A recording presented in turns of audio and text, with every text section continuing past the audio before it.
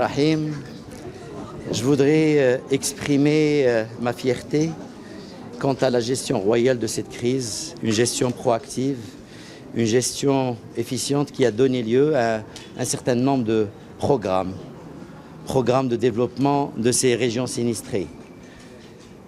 Le gouvernement aujourd'hui, à travers l'agence de développement des provinces du Haut-Atlas qui vient d'être créée aujourd'hui au Conseil de gouvernement, va pouvoir mobiliser ces 120 milliards de dirhams sur 5 années et développer un programme ambitieux et très soutenu pour venir en aide à ces 4,2 millions des 5 provinces et la préfecture de Marrakech. Nous pouvons être fiers de l'élan de solidarité exprimé par tous les Marocains. Une solidarité qui émane, qui est intuitive d'abord, et qui émane de toutes les régions du Maroc. Chacun l'a exprimé à sa manière, avec ses moyens. Et c'est une excellente leçon d'humilité et de solidarité. Je voudrais également rendre un vibrant hommage aux autorités, Forces armées royales, Gendarmerie royale, Police nationale, Protection civile, Forces auxiliaires, autorités locales et également départements ministériels, notamment celui de la santé et de la protection sociale, pour le travail accompli, concerté, coordonné qu'ils ont à mener pendant toutes les phases de secours, d'évacuation, de prise en charge des blessés, mais également de relogement, d'établissement de campement, mais également d'alimentation et de fourniture de moyens de base pour ces personnes sinistrées.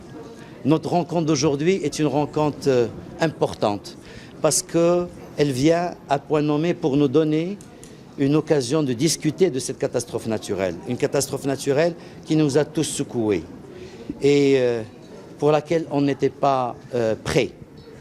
Nous avons tiré un certain nombre d'enseignements grâce à l'intervention des différents experts nationaux et étrangers. Et on peut résumer ces recommandations en 4 points, sachant qu'il y a beaucoup plus que ça. D'abord, faire du développement et de la promotion de ces zones sinistrées une priorité gouvernementale pour venir en aide à cette population. Et c'est ce qui a été, ça suit les instructions de Sa Majesté. Deuxièmement, comment préserver ce capital naturel, culturel que revêt cette région, dans la mesure où il constitue aujourd'hui une attractivité internationale, mais également le souci de la restructuration de ce paysage, de cet habitat, en respectant le savoir-faire local, en donnant l'occasion de nous concerter avec la population locale pour voir quel type d'habitat ils recherchent. Donc je pense que ce sont suffisamment d'éléments importants sur lesquels cette agence devrait se pencher pour pouvoir lancer ce programme intégré. L'autre question importante qui concerne la recherche scientifique. Aujourd'hui, le séisme de l'Haouz, on l'appelle l'Haouz parce que l'épicentre se trouve à l'Haouz, mais c'est un séisme qui a touché aussi bien la province de Talouden, de Azelal et de Ouarzazate. Et donc, dans la mesure où l'épicentre était à Eril, et donc on l'appelle l'Haouz. Ce séisme a connu une activité sismique en 1953, et donc ça fait très longtemps. Et il était quasiment oublié. D'habitude, on a une activité sismique dans les limites des plaques continentales, notamment au nord, dans la limite entre la plaque africaine et eurasienne.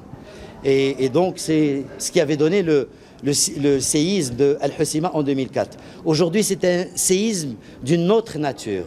C'est un séisme de magnitude 7, jamais enregistré au Maroc.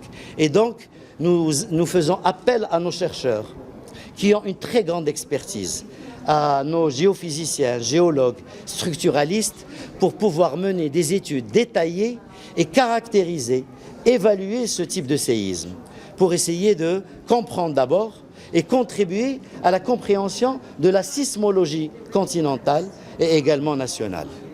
L'autre aspect, c'est que, comme vous le savez tous, il y a un projet de loi concernant la montagne. Il est temps que le gouvernement puisse se pencher sur l'adoption de ce projet, dans la mesure où ce projet peut constituer un véritable levier et un instrument de développement des régions montagneuses et rurales. Merci beaucoup. Merci.